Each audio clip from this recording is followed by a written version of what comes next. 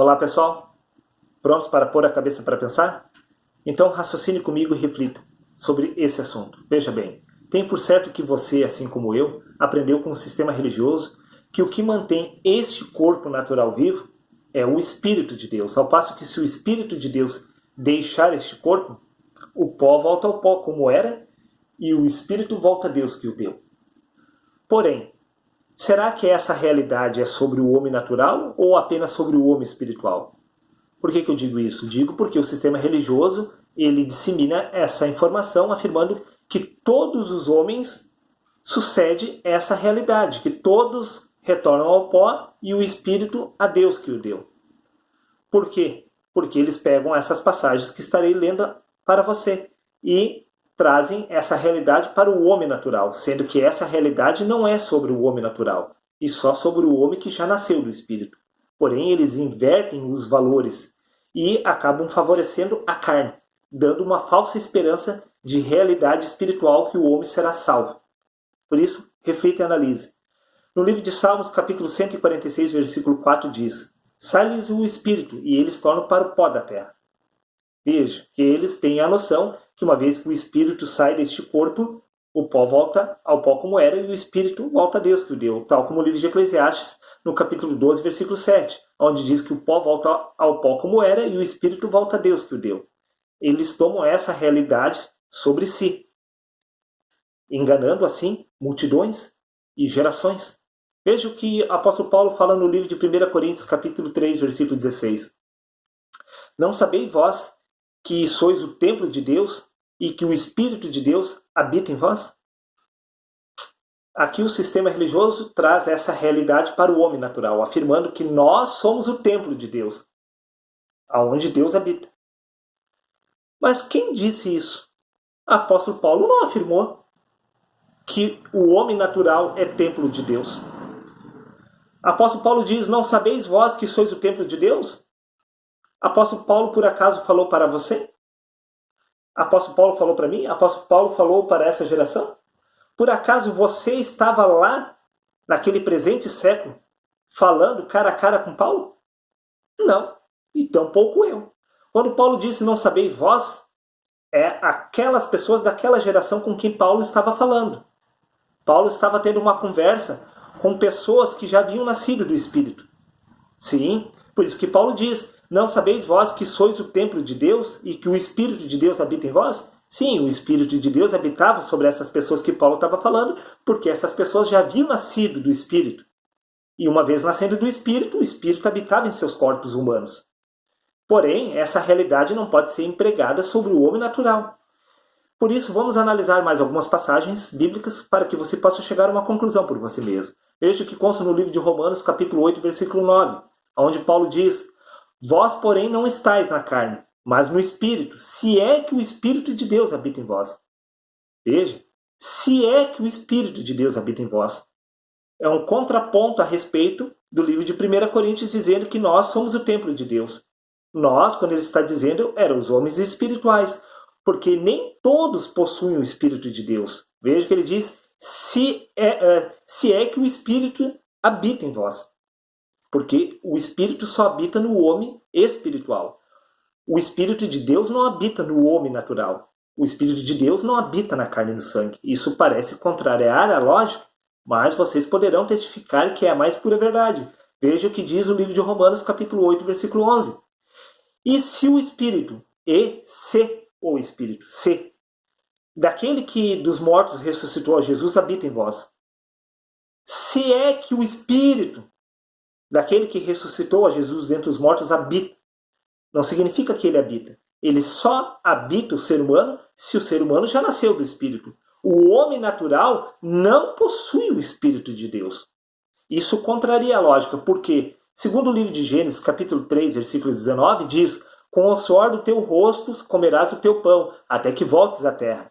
Pois da terra foste formado, porque tu és pó, e ao pó tornarás. E no livro de João, capítulo 3, versículo 6, diz: o que é nascido da carne é carne, mas o que é nascido do Espírito é Espírito. Veja, que o homem que é nascido da carne é apenas carne. Ele não tem um Espírito sobre a sua vida. Por que eu digo isso? Porque o homem natural é apenas alma vivente. ele não é espírito. O primeiro homem, carne e sangue, é alma vivente. A alma vivente nada tem a ver com o espírito, tem a ver com o pó, porque do pó foste formado e ao pó tornarás. O que mantém este corpo vivo não é o Espírito de Deus, e sim o fôlego de vida. Uma vez que sai o fôlego de vida do homem, o homem retorna ao pó. Estamos falando do homem natural. O homem natural que não nasceu do Espírito, o que mantém ele vivo é o fôlego de vida, sim, o oxigênio, que mantém suas células, seu cérebro, seu pulmão respirando. Tudo que está sobre essa face da Terra está vivo por causa do oxigênio, por causa do fôlego de vida. Uma vez que o fôlego de vida sai do homem, ele retorna ao pó, tal como era. Não há espírito que retorna a Deus. O espírito retorna a Deus somente sobre o homem que já nasceu do espírito. Essa realidade, ela faz alusão sobre o homem espiritual. O homem que já nasceu do espírito, o seu corpo natural retorna ao pó da terra, cumprindo seus dias aqui nessa terra, e o seu espírito retorna a Deus que o deu, porque ele nasceu do espírito. Para se retornar ao lugar de origem, primeiro se deve se nascer do espírito. Se você não nasceu do espírito, o seu lugar de origem é o pó, e você retornará ao pó, porque do pó foste formado. Concluindo, a alma vivente, ela está viva por causa do fôlego de vida. Deus disse que formou o homem do pó da terra e lhe soprou nas narinas o fôlego de vida. E o homem passou a ser alma vivente. Uma vez que o fôlego de vida deixa este corpo, o pó volta ao pó como era. Mas vamos dar continuidade nas Escrituras. Vamos continuar analisando. Veja o que consta no livro de Gálatas, capítulo 3, versículo 5. Aquele, pois, que vos dá o Espírito. Se você já fosse um Espírito, se você já possuísse o Espírito de Deus desde o seu nascimento, que necessidade haveria de você receber o Espírito, se você já possui o Espírito em si? Veja o que consta no livro de Crônicas, capítulo 15, versículo 1. Então veio o Espírito de Deus sobre Azarias, filho de Obed. Por que teve que vir o Espírito sobre ele, se ele já tinha o Espírito? Se o Espírito de Deus já estava nele, como que o Espírito veio de fora? Analise comigo o livro de Judas, capítulo 1, versículo 19, onde diz: estes são os que causam dissensões e divisões sensuais, que não têm o Espírito. Veja que o homem carnal, o homem natural, que não nasceu do Espírito, ele não tem o Espírito. Não há Espírito de Deus nele, como o sistema religioso afirma.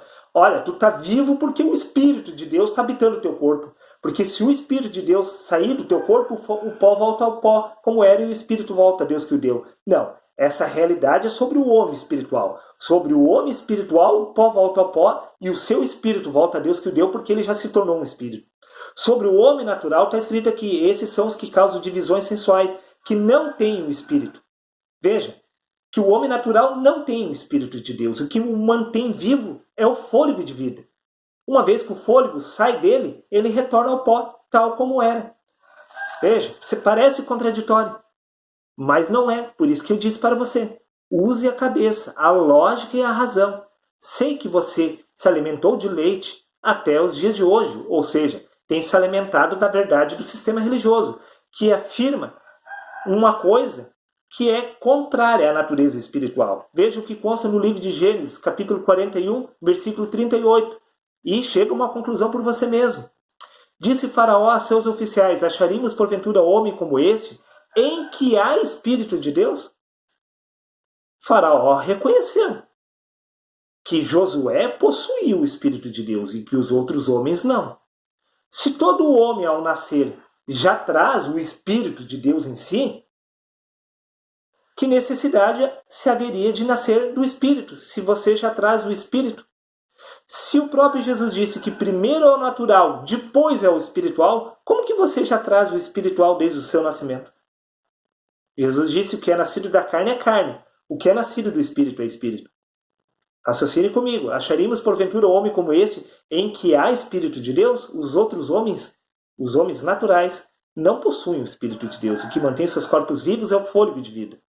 Veja o que consta no livro de 1 Samuel, capítulo 11, versículo 6, e 1 Samuel, capítulo 16, versículo 14, onde diz: então o Espírito de Deus apoderou-se de Saul. E depois, o Espírito do Senhor se retirou de Saul.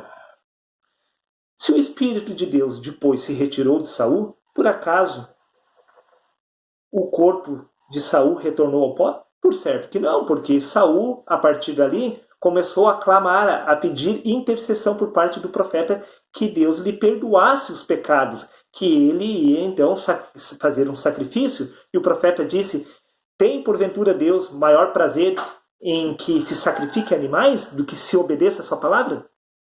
Veja que Saul continuou vivo e o Espírito de Deus já não estava mais nele.